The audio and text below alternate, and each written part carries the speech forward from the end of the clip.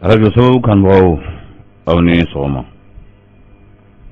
nɛgɛ kaɲa 8 sanga 5 o t'an gosira anw fɛ yan o watikɛla kanbagaw o b'an lamɛnma jɔkulu kan motoba la sɔgɔmada in na o waati kelen fana o bɛ sɔgɔmada in na kunnafoni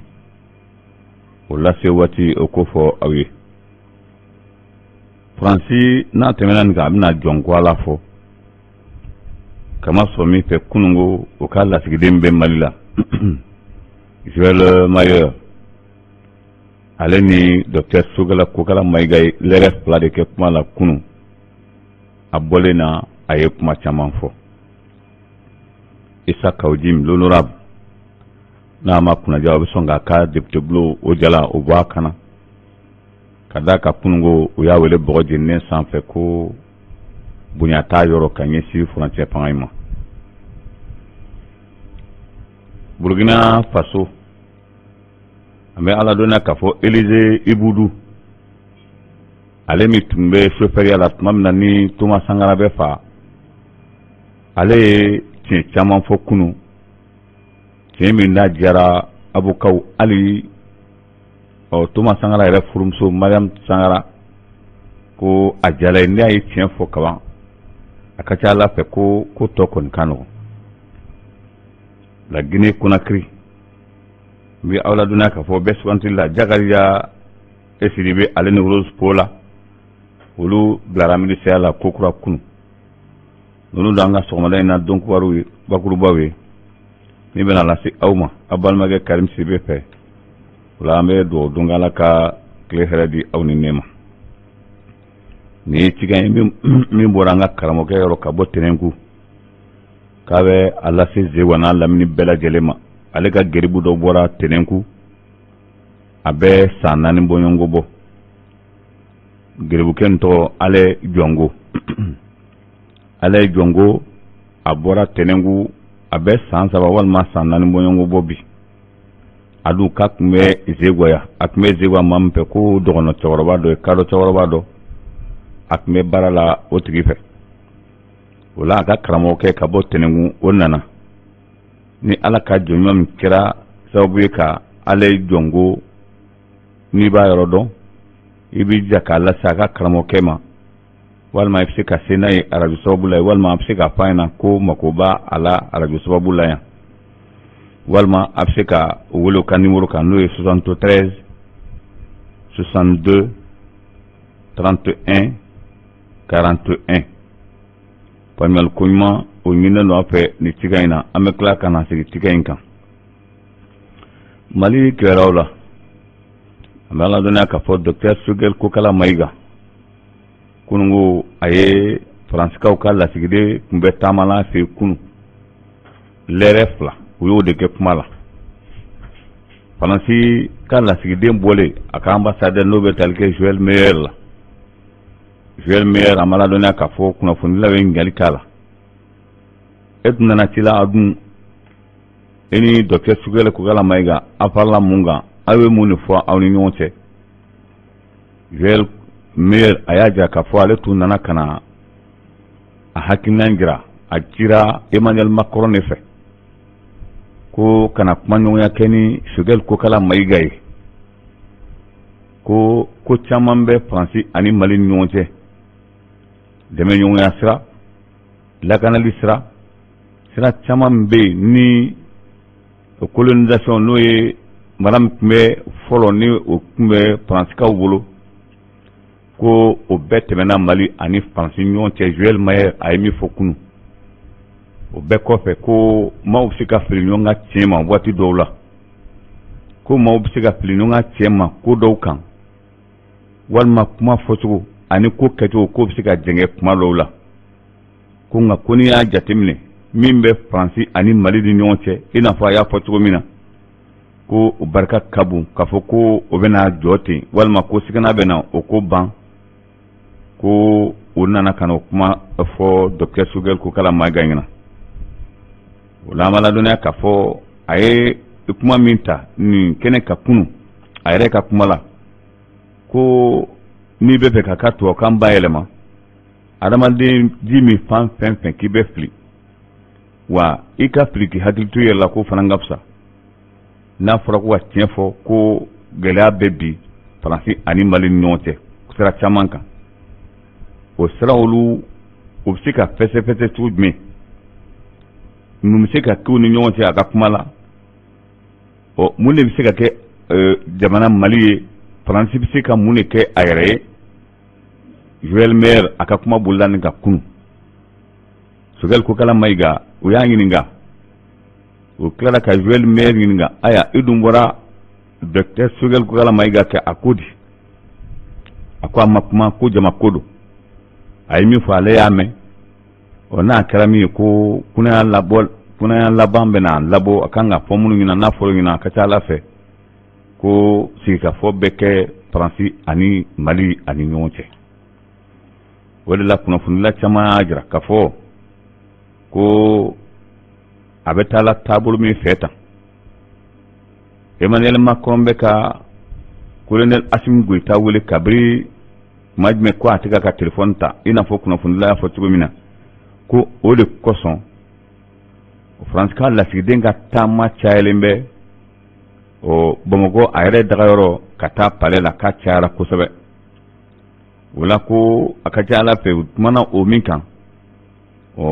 lala o na kɛ lasilifɛn ye ka taa ɲɛsin colonel Assimi Goïta ma ale bɔlen kɔfɛ Algérie kaw ka lasigiden nana Boualem Chebihi ale nana ka na kumaɲɔgɔnya kɛ ni Docteur Sogɛl Kokala Mayiga ye ko ale ye sira ɲini waati min kun dilen bɛ ale ma o banna n'o dun banna ko a ka ɲi ale ka taa yɔrɔ wɛrɛ la tun o la ko a nana ka na badenya sira min ni balaɲɔgɔnya sira min to Mali ani Algérie ni ɲɔgɔn cɛ tiɲɛna ko a bɛ taa nka ale hakilila tigɛlen bɛ taa ka da kan a b'a dɔn maa min n'o sera ka na ale nɔ na ale ma se yɔrɔ min k'o b'a kɛ ka tɛmɛ o kan ko nin tun ye sira ɲini de ye ka ɲɛsin Docteur Sogɛl Kokala Mayiga a n'a ka gouvernement ka da kan waati min kun dilen bɛ ale ma ko o waati o sera a dan na Issa Kawojim ko a mɛnna kuma tiɲɛni fɔ damadama na maliyɛn caman kun diminen b'a kɔrɔ tile fila in na ka da kan ko a bɛ ka kuma fɔ la caman minnu ye fanga kɛrɛfɛmaw ye olu ye lajɛrɛ dɔ kɛ kununko video la bɛɛ lajɛlen n'i ka video olu bɛnna min kan a bɛ cogo min na tan ni Assimi Goïta ani Sogɛl Kokala Mayiga n'u ma Issa Kawojim wele ko ni kunnamadiya kɛ fanga min n'an bɛɛ dalen b'a la ko a bɛ gɛlɛya sɔrɔ sɔrɔdasi fanga ko o ni démocratie tɛ kelen ye jamana bɛ dingɛ min da la a barika ka bon ni maaw sɔrɔla ka na jamana ɲɛmaaw laburuja nin cogo in na ka tila k'i sigi k'o lakali ko o ye fɛn ye fɛn min n'a tɛ laban o de kosɔn Issa Kawojim kununko wulafɛ de yan fan u y'a wele bɔgɔ jeninen sanfɛ Lafiyabugu procureur général ale de y'a wele ko a ye kuma minnu fɔ ni a yɛrɛ réseaux sociaux kan kuma ninnu kun kosɔn ko o bɛna a wele a welela a ka avocat n'o bɛ tali kɛ Maître Kassim Tapo la o ye o kumana k'a yira k'a fɔ min kɔni ka d'ale ye ko ka Docteur Sogɛl hakɛto ɲini ko ka Issa Kawojim k'a bila ka bɔ nin gɛlɛyaba in o la jɛkulu min kan ka sigi assise nationale ni o kan ka sigi tile fila in na olu ka lajɛrɛ fɔlɔ kɛra kunu a président Zeni Mulaye a ɲɛmaaya kalifara ale de la tuma min na n'u y'u ka lajɛrɛ fɔlɔ kɛ ni colonel Assimi Goïta ka fara Docteur Sogɛl Kokala Mayiga kan ni maa mugan kofɔlen o sigira ka i kali ka wuli k'i kali colonel Assimi Goïta ɲɛna k'a yira k'a fɔ ko o sigira kun min kama Mali la u tɛ Mali janfa fiyewu kunnafonidilaw ye ɲininkali kɛ Zeni Mulaye la ni ɲɔgɔnna min kɛra Mali la n'olu tilala ka Mali janfa k'o de ka ca a dun bɛ cogo di Mali bɛ sen min kan bi yari a bɛ se ka mun fɔ Zeni Mulaye y'a ja k'a fɔ ko olu nana baara min kama ko Kami b'a ɲɛma tɔn de lajɛ Asimi ani Choguel Kokala Maïga Flesra Minga Malikwe tien konga nintola fatado masila ki be srawelata mi tien Israël ki irek ti son folo wala ko ubla la baramina bena baro buluda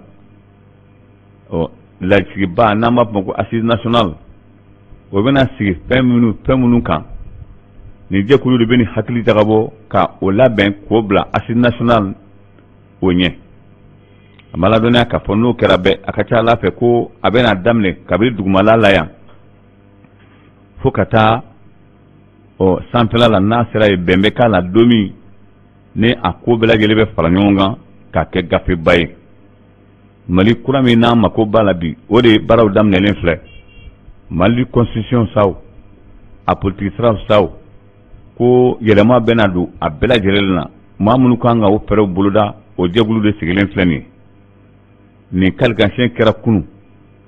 o fami noye colonel Asim Goita alek mbey ka para Choguel Kokala Maïga anaka gouvernement bela chelere o bek mbey la jere were kera kunu o Mamadou Kasuge ni ale procureur ministre mi ngabarange sembe kirikoma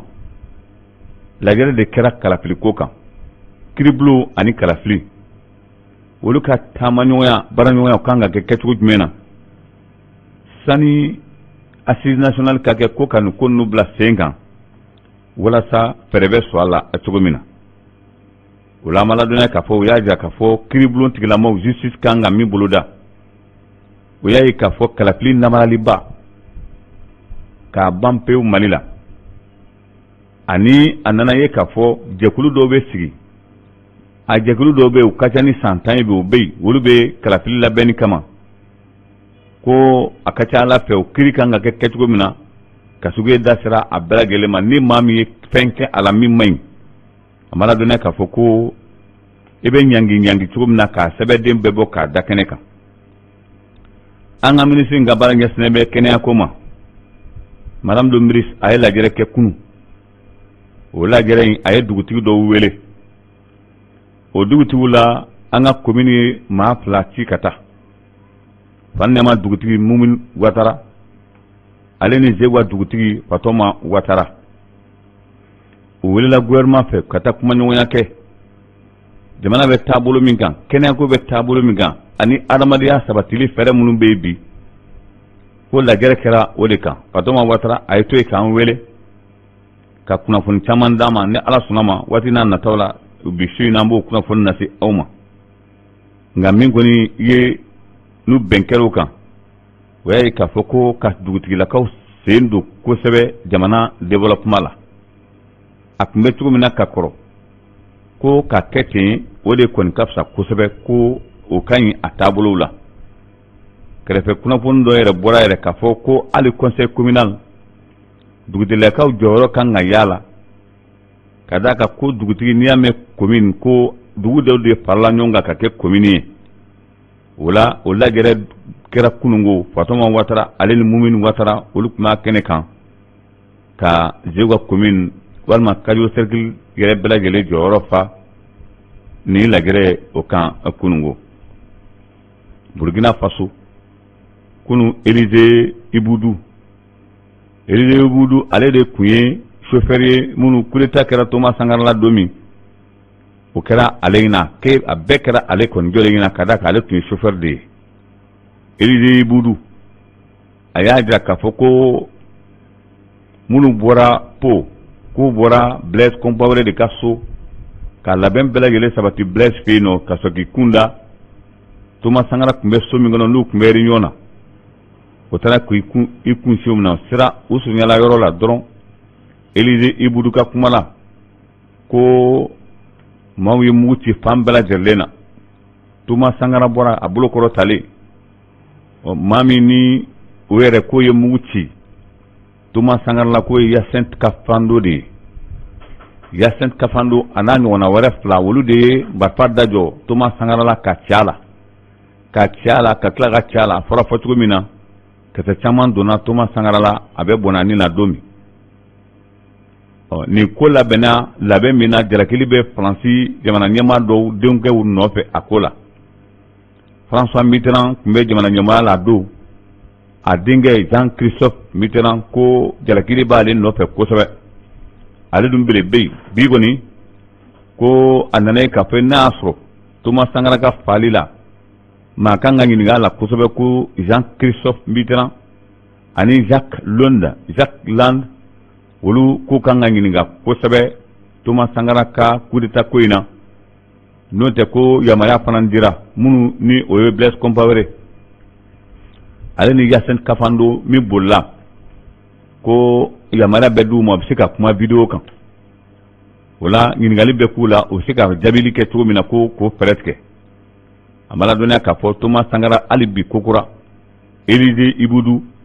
ko ɲininkali busan bɛ tɛnkuwa la bi kosɛbɛ a ka tiɲɛ dɔrɔn fɔ i n'a fɔ Mariam Sankara y'a fɔ cogo min na ko ni Élisée Ibudu ye tiɲɛ fɔ ko kiiri in ka nɔgɔn Thomas Sankara sara kaban nka ni a kɛbaga a faaba ma dɔn a kɛra kun min na o dɔnnen tɛ jɔnni y'a fa o de kɛlen bɛ ka bɛɛ lajɛlen kɔni dabali ban bi adamaden ni kɔni n'i y'a bɔ k'i sigi don n'a natɔ la a mana mɛn cogo don dɔ ko a kuma bɛ bɔ k'a jɔ o de la bi kokura bi min ye araba ye ko Élisée Ibudu o bɛna ɲininkali busan tɛnkuwa la bi tuguni walasa tiɲɛ lakikaw bɛ se ka sɔrɔ cogo min na ko jihadisi maa 4 o bɛna n'a Benin dugu min na a b'a fɔ dugu ma ko Kouatema ko nin maa 4 kofɔlen o bɛna n'a yɔrɔ la kabiri octobre kalo tile 24 a ma ladɔnniya k'a fɔ ko o kɔni bɛ jɛkulu min na ni o ye terrorisiw ye walima jihadisiw don ko kɔni bɛ jɛkulu min na jɛkulu dɔnnen tɛ nka ko nin ko bɛ dɛmɛ na dɔɔni tuma bɛɛ Beninkaw fɛ yen nɔ ko a ko bɛ kun bɔ dɔɔni Laginɛ a ma ladɔnniya k'a fɔ o bɛ sugantili la o ye minisiri min sigi sisan a bɛ minisiri 10 ani kɔ bɔ bi dɔɔni o bɛ maa 1 walima maa 2 ɲɔgɔn sigi n'u tilara u ka baara la don min na a ma ladɔnniya k'a fɔ k'o bɛna kɛ kuluba ye k'o kɛ Laginɛ gouvernement ye walasa olu bɛ se k'i ɲɛsin Laginɛ sabatili ma cogo min Sudankaw fɛ yen nɔ a ma ladɔnniya k'a fɔ coup d'état kɔni kɛra coup d'état kɛra premier ministre min tun bɛ yen ni coup d'état kɛra la n'a tun minɛnen bɛ sɔrɔsiw fɛ kununko wulafɛ da yanfan ko y'a bila ka taa a ka so nka a ka so kɔni kɔlɔsilen don bi coup d'état in ma bɛn ma jamana caman ma ko nka min ye coup d'état kɛ Mohamed Erburan a ye min jira a y'a jira k'a fɔ ko in bɛɛ lajɛlen na ko coup d'état kun ye min ye nin bɛ fɔ ɲɛmaaw ɲɛna kosɛbɛ a bɛ fɔ diɲɛ sirigɛnna tɔnba ɲɛna kun si t'a la i ka coup d'état kɛ k'a di civiliw ma o civil kelen min ne tun bɛ fɛ e bɛ fɛ olu ka na ni démocratie ye ko de bɛ na ni jamana farafarali ye wa ko ale ye sara gouvernement min tun bɛ yen ale sarala ka siɲɛ caman k'i sarala ka tila ka a ɲini u fɛ o kana na ni tiɲɛniw ye ko nka n'u hakili la k'a fɔ n'u kɛra jamana ɲɛmaa ye walima gouvernement tigilamɔgɔ ye kaban ko o tɛ maa wɛrɛ lamɛn k'o de nana ni coup d'état ye ko ni coup d'état tun ma kɛ ko Sudan tun bɛ ci kokura Ale Jongo ka bɔ Tenenku a ka karamɔgɔkɛ ko Ale Jongo Gerebudo a bɔra Tenenku a bɛ san 4 bɔ bi k'a tun bɛ dɔgɔnɔcɛkɔrɔba dɔ fɛ Zegwa baara la wa Ale Jongo a bɛ yɔrɔ bi a somɔgɔw t'a yɔrɔ dɔn kɛrɛnkɛrɛnnenya la a ka karamɔgɔkɛ t'a yɔrɔ dɔn o de la u wulila ka bɔ Tenenku ka na bibi na a bɛ Zegwa yan ni Ala ka jɔnjɔn min kɛra Ale Jongo dɔnfɛn ye i k'i jija ka a kunnafoni da o tulo kan téléphone numéro 73 62 31 41 walima a bɛ se ka Karim Sibi wele a ka numéro kan n'o ye 79 33 65 48 faamuyali ko ɲuman ɲini nɔ fɛ nin cikan in na nin cikan in fana bɛ fu siri bi kunnafoni na aw kan bɛn ni Ala sɔnna bi su in na hakɛto b'a la salamu Mahamadu